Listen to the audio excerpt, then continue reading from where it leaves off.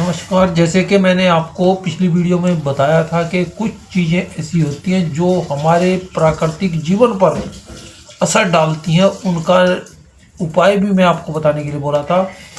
उन चीज़ों के बारे में मैं आपको फिर से बता रहा हूँ कि जैसे कि रात को सोते समय डर लगना, कुछ ऐसी चीज़ें आपके आसपास दिखाई देना या महसूस होना, वो एक हमारे जो पुरखे होते हैं जिनको हम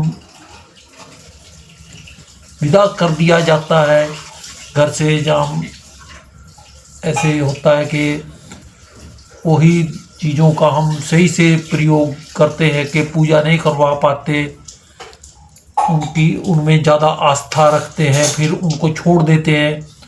वो हमारे जीवन में फिर हमको थोड़ी तकलीफ़ देते हैं। जहाँ कुछ ऐसी चीज़ें होती हैं जो हम ना चाहते भी कुछ लोग हमारे ऊपर कर देते हैं, करवा देते हैं। उससे हमारे पर वैसे ज़्यादा फर्क तो नहीं पड़ता, लेकिन ऐसा होता है कि उन चीज़ों से हमारे ऊपर ऐसे नकारात्मक असर पड़ते हैं कि हम आगे को नहीं चल पाते और उसी चीज़ों में उलझे रह जाते हैं, उसी परिस्थिति में उलझे रह जाते हैं।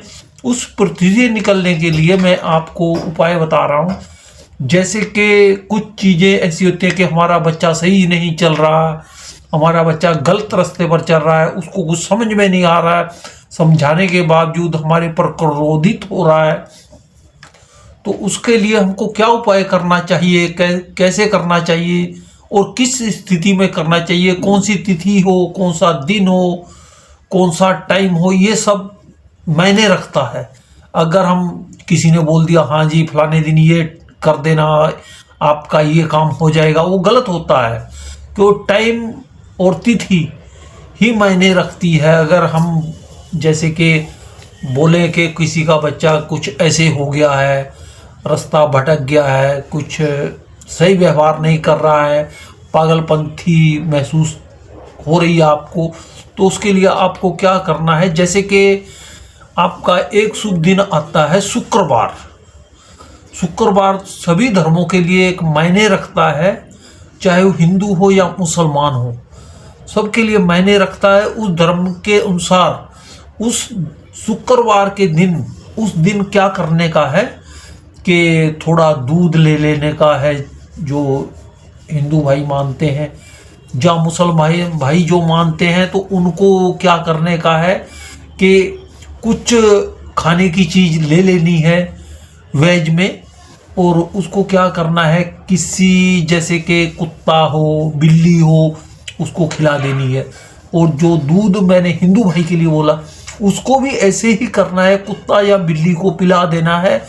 और शाम के समय जब आप खाना खा लेते हैं, सोने पर जाते हैं, सोने से पहले आपने क्या करना है, तीन बार रिपीट करना है एक ही नाम अपने भगवान का। और रिपीट करके जब सोएंगे तो फिर आप क्या महसूस करेंगे, ये कमेंट में जरूर मेरे को बताइएगा। और बताइएगा, फिर मैं आपको आगे के बारे में बताऊंगा।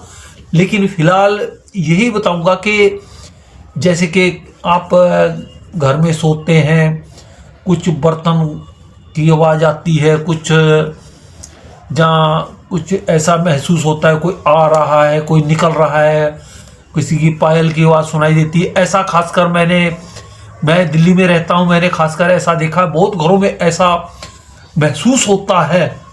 और बहुत से मेरे पास ऐसे केस आए हैं, और जिनको मैंने खुद वहाँ जाकर भी देखा है, रहकर भी देखा है कि हाँ ऐसा है वहाँ।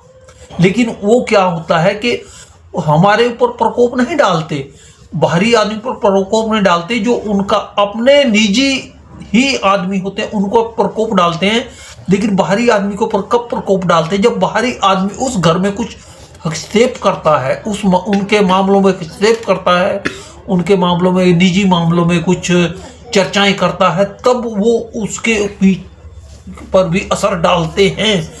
इसलिए मैं कहूँगा कि ऐसा आप कभी गलती ना करें किसी के मामले में, जहाँ आपको ऐसा लगता हो कि वहाँ ऐसी चीज़ें वास करती हैं, उनके निजी मामलों में हस्तक्षेप ना करें। यही मेरी आपसे प्रार्थना है, क्योंकि जितना इन चीज़ों से दूर रहेंगे उतना आप सुरक्षित रहेंगे। धन्यवाद।